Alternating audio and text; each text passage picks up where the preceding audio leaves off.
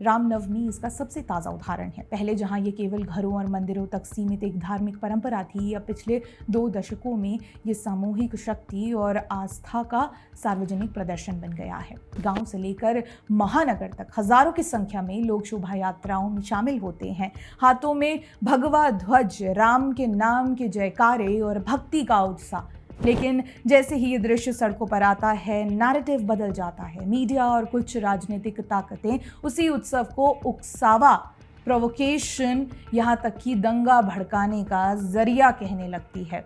सवाल ये है, क्यों? क्या सिर्फ इसलिए कि हिंदू आस्था का एकीकृत और दृश्यमान रूप सामने आता है? हर साल यही पैटर्न दोहराया जाता है। एक जगह रामनवमी का जुलूस निकला तो तुरंत कम्युनल क्लैश की हेडलाइन, कहीं बजरंग दल या स्थानीय यूथ शामिल हुए तो उसे मिलिटेंट बता दिया जाता है। पर क्या कभी किसी ने ये सवाल किया कि धार्मिक जुलूसों पर पत्थरबाजी क्यों होती है, या फिर क्यों हमेशा मेजॉरिटी के उत्सव को ही लॉ एंड ऑर्डर प्रॉब्लम बनाकर पेश किया जाता है? रामनवमी का जुलूस उसी तरह बदनाम करने की कोशिश है जैसे कभी गणेश उत्सव के क्योस को बॉलीवुड ने मर्डर रिवेंज प्लॉट में तब्दील किया था। यहाँ भी मकसद वही है, भक्ति और एकता की सामूहिक ऊर्जा को अपराध और हिंसा के साथ जोड़ देना।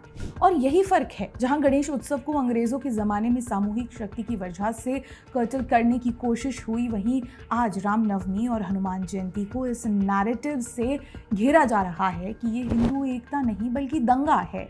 यानी हथकंडे वही, बस ज़बाना बदल गया।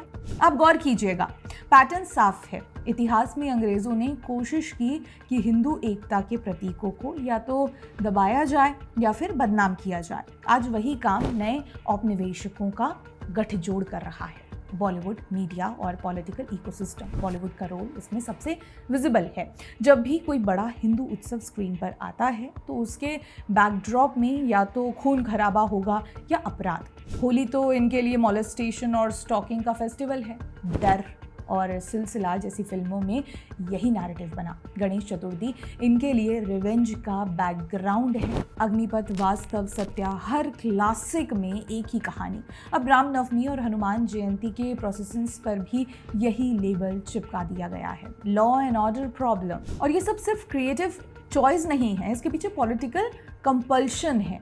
असल डर ये है कि जब हिंदू समाज अपनी पूरी शक्ति और सामूहिकता से सड़कों पर उतरता है तो उसकी एनर्जी सिर्फ पूजा पाठ तक सीमित नहीं रहती, वो राजनीतिक चेतना में भी बदल जाती है। और ये चेतना किसी भी वोट बैंक पॉलिटिक्स के लिए सबसे बड़ा खतरा है।